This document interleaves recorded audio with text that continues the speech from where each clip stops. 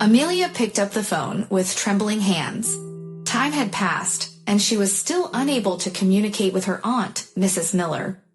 There had never been much love between them, but it just so happened that Amelia's parents had died early. Harper filed for guardianship, taking her niece to live with her. Amelia didn't realize that her aunt was not acting out of the dictates of her heart at the time, but out of mercantile motives. Amelia took a deep breath and answered the call. Third one in a row. Yes, Amelia, hello. Do you recognize your aunt? Or have you already forgotten about your family? I haven't forgotten, Amelia replied calmly. How are you? How are you? I'm fine. You're good. God loves you, Amelia. Thank you. She raised her eyebrows in surprise, suspecting something wrong in Harper's voice. It was obvious the aunt wouldn't just call. God loves you, she said again, and paused meaningfully. But God is punishing my daughter for something. I don't know what for. Tears came from the other end. Amelia clenched her teeth, her hands trembling harder. She remembered her childhood and her difficult relationship with her aunt. The way she always made Evelyn, her daughter, an example of her, developing her niece's excellence syndrome. Because of this, Amelia always tried to be the first in everything, study with excellence, diligently practiced gymnastics, and took all the prizes, and was praised by everyone but her aunt. Harper invited that her daughter, Evelyn, was not up to Tatiana's cleverness. Unfit, not as pretty, not as smart.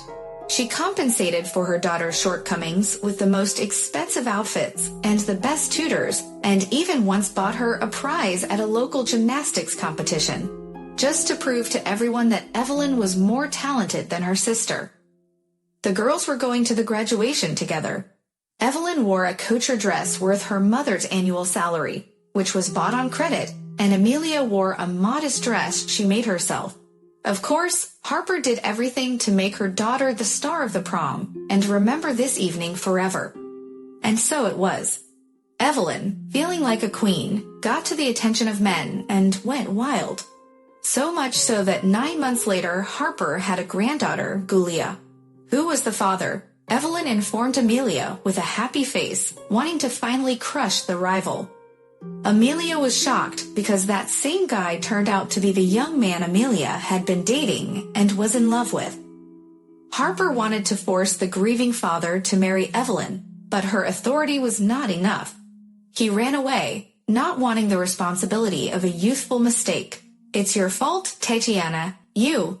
Harper blamed the uncomprehending niece. Because of you, he doesn't want to get married. You bewitched him. To spite us, confess. No one could imagine how Tatiana felt when she experienced her lover's betrayal and found him in the arms of her sister in their house, and what it felt like to feel how much Evelyn hated her. Life with her aunt and sister was becoming unbearable. You're not family, you worthless girl, said Harper. Amelia was too young to argue with her, so she silently swallowed the reproaches. She knew that her parents had left her an apartment, but she could only inherit it when she reached the age of 18. It was necessary to be a little patient. Tatiana was about to turn 18. Amelia had to give up sports, and to survive somehow, she started working as a seamstress. Tatiana got a job in an atelier and worked day and night, sometimes falling asleep at her desk. Amelia, have you been home? The landlady asked her once when she caught her working in the middle of the night. No. What about your family? I have no family, Amelia cried bitterly. Indeed, Harper and Evelyn seemed to have forgotten the girl's existence. The landlady took pity on her and allowed her to organize a small sleeping place in the back room. Amelia was grateful to her and worked well, fulfilling orders better and faster than others. The customers praised Amelia, and after a couple of months, she was noticed by the director of a chain of ateliers. She offered Amelia to become her assistant. Amelia agreed and started sewing to order. Her salary increased, and her boss, Abigail, was not only a good manager, but also a kind woman who loved Amelia. After taking a closer look, Abigail decided to introduce Amelia to her son Carter. He fell in love with Amelia at first sight, began to woo her, and she believed in love again. Her life became like a fairy tale. Cinderella, she called herself, staring at her reflection in the mirror. "Amelia, tell me about your family," Grandma Carter asked as she and Abigail brought her son's bride home. Amelia looked away and said nothing. The next day she received a letter saying that Harper wanted to sell Amelia's parents' apartment. But how? How dare she even mention such a thing? Abigail asked in shock, clutching her head. "She says I owe them. For the years I've been living off them." "And the payments? Did they give you money?" "No. We should sue them," Carter said. "No, I can't." Amelia turned away and signaled that the conversation was over. Of course, Amelia didn't want to give up her parents' apartment. She realized that she would need a place to live. But her excellent student syndrome, flavored with the stigma of homelessness and constant calls and threats from her aunt, had taken its toll on her health. She lost weight, her hands began to shake so that it was difficult to put a thread in a needle. Disgruntled customers appeared, and her career was jeopardized. And her aunt pressed her harder and harder without mercy. "I can't do this anymore. I have to say yes," Amelia cried. She was ready to do anything to get rid of her. Seeing that his favorite girl was not herself, Carter took the matter of settling the conflict with her relative into his own hands. He hired lawyers and organized the case so that her annoying aunt was left with a nose. Legally, she had nothing to do with Amelia's apartment, but simply hoped that she could blackmail her way to the desired result.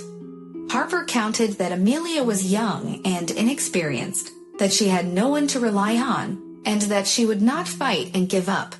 But her plan failed. Enraged, Harper cursed Amelia and Carter and threatened to take revenge. But Carter's mother, Abigail, stepped in and threatened Harper with a new trial.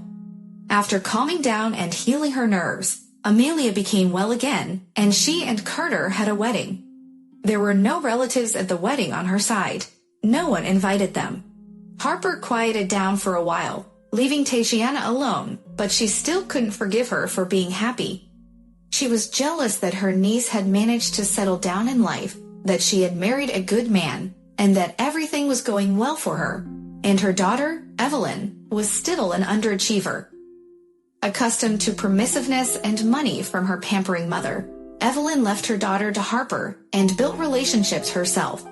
But except for addiction to various substances, she could not get anything from this relationship. When Harper noticed that Evelyn was in serious trouble, it was too late. She took out of her grandmother's apartment everything she had bequeathed to her: appliances, jewelry, and even carpets. Her beloved daughter had gotten into debt and needed money, and there was nowhere else to get it. Harper had not saved for a long time, spending everything on the entertainment of her daughter and granddaughter.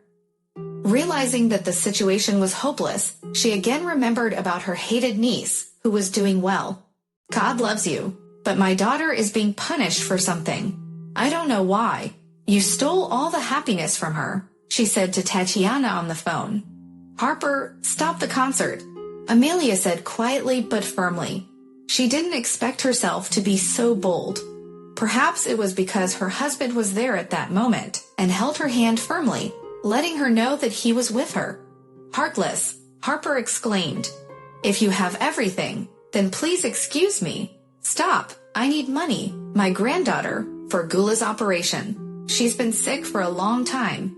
It's hard. She's been lying at home for 3 months, not going out. The doctors say it's urgent to treat her." Harper sobbed again, referring to her poor granddaughter.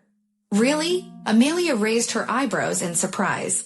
She might have been frightened for the child if she hadn't personally walked past the kindergarten, where her niece's group was walking this morning. The dark-haired girl with pigtails Amelia certainly recognized.